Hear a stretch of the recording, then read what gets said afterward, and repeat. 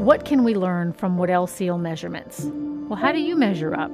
Well, compared to a seal, I am tiny. Most adult Weddell seals weigh anywhere from 500 to 1,500 pounds. But what can a Weddell seal's weight tell us? That's what we'll find out in these activities.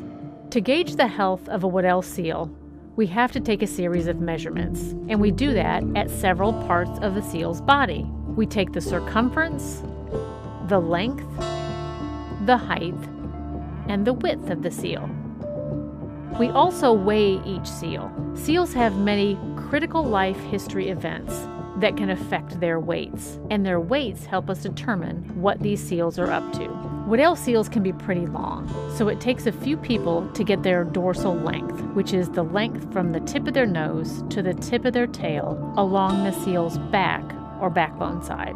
We also take an ultrasound of each seal to see how much blubber they have, and also whether or not they are carrying a pup.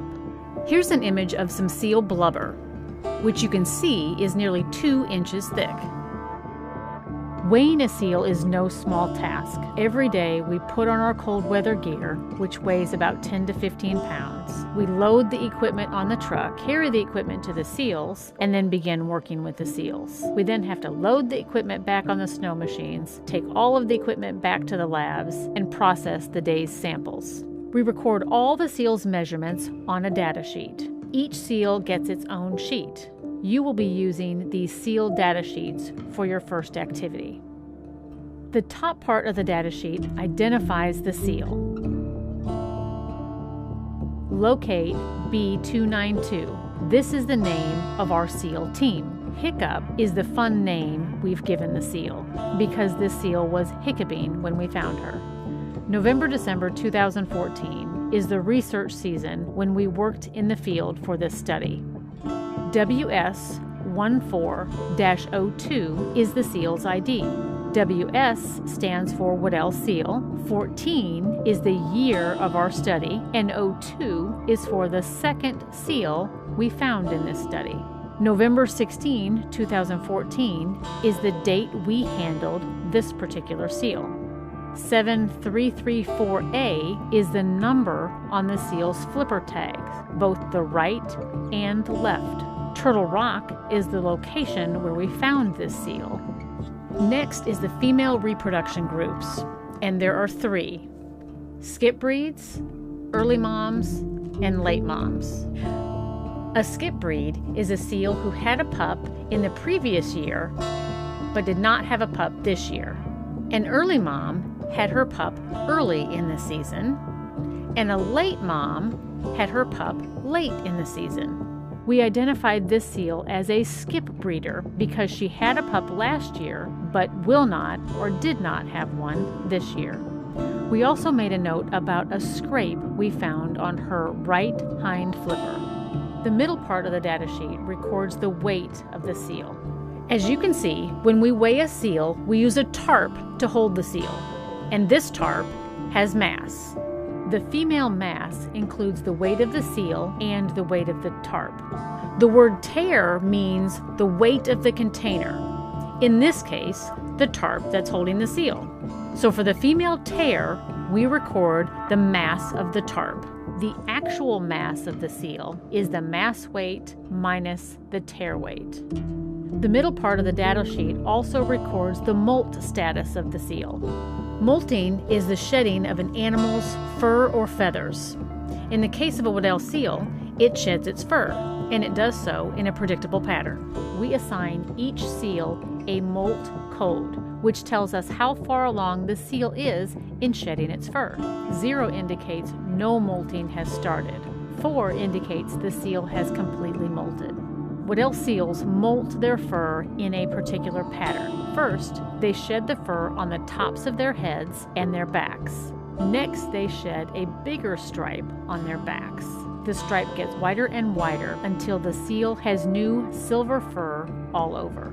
The bottom part of the data sheets records the measurements of the seal. First, we measure the distance around the seal, or the girth, at 8 different points: neck, pelvis, umbilical, mid, sternum, axle, neck, ears. Next, we measure its height and width at each of these points. This makes an imaginary circle or oval around the seal at each point, which helps us calculate its volume. Last, we measure the seal's length from the tip of its nose to the tip of its tail in two ways, along the ice, or the standard length, and along the curve of its back, which is the curve length.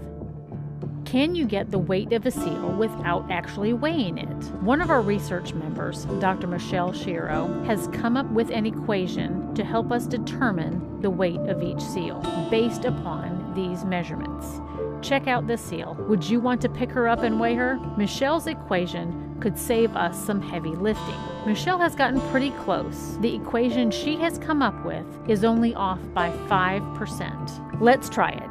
1.509 times the girth of the seal's sternum plus 0.985 times the curve length plus 1.497 times the girth of the midpoint plus 0.534 times the standard length minus 580.934. On your worksheet, use this equation to calculate the expected mass of these three seals: Galaxy, Lowly, and Scar.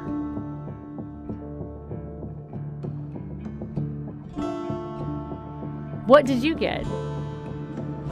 Rounding it off, you should have gotten 309 for Galaxy, 483 for Lowly, and 373 for Scar.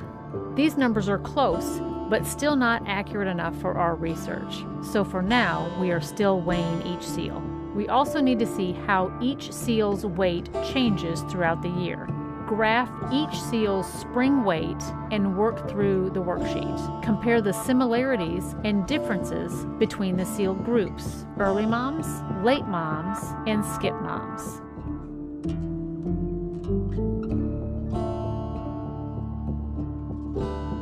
Your finished graph should look something like this. What did you notice about the weights of the different groups? How are they different? How are they similar?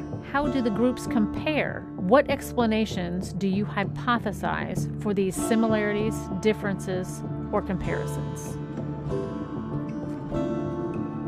To see how the seal's weight compares throughout the year, we need to compare their spring weight to their fall weight. Using the worksheets, graph each seal's fall weight. Take a look at all those seals. How many seals can you count in this picture? There are a lot of seals here, which makes it seem likely that they are easy to find, but sometimes we can't catch a seal a second time. With this graph, you will be missing some of the fall weights. How will that affect your comparison with the spring weights?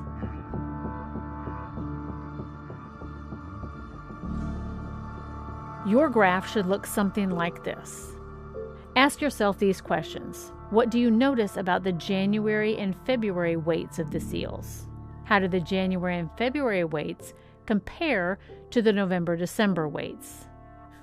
Hope you had fun with this activity, and thanks for participating.